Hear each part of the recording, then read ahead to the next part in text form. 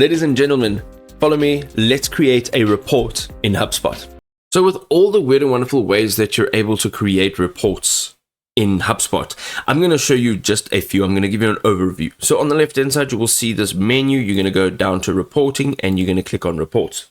Now, of course, you're going to go up to the top right hand side, click on create, and here you'll see create dashboard, create report. Of course, we're clicking on create report, and here on the left hand side, you will see, first of all, you can start out with a template. Starting out with a template will allow you to take your own data and throw it into a template that is well structured. All right. Of course, you can customize that template, and it's a nice way of starting out with your report creation.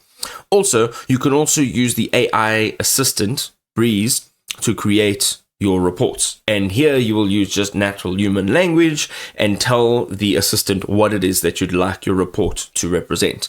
You can also go ahead now and create custom reports. So here you can use their cross-object and event data to create custom reports. Then we've got the single object report. You can create a report using a single object like your deals or goals or whatever the case may be. And then we've got a funnel report. So this measures progress through contacts or deals stages that you want to focus on.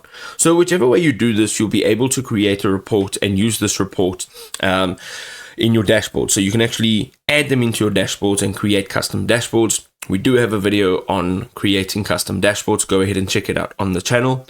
For now, what we're going to do is we are going to use the template library over here. Let's go and click on next. Here you can see, here are all the templates that you can use. Okay. You can also go to the left hand side. You can actually filter out different types of data sources and visualizations.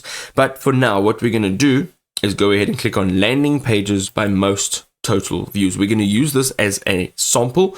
And here you can see, we can click on advanced filters. We can filter out certain information. But right now, what we're going to do is we're going to leave it as is. Okay, we're going to go save report. We've now just created a report with the information landing pages by most total views. And here on the right hand side, you'll be able to rename the report. You can also give it a description, and then you can add this to one of your dashboards automatically. Okay, so you can just say don't add, you can add to an existing, or you can create a new dashboard. So if you want to say add to existing dashboard, it'll show you and give you a drop down menu of all your dashboards. I'm going to go ahead and just add it to new dashboard, say save and add. Now you'll be able to view your landing pages by most total views. Right over here, this is your report.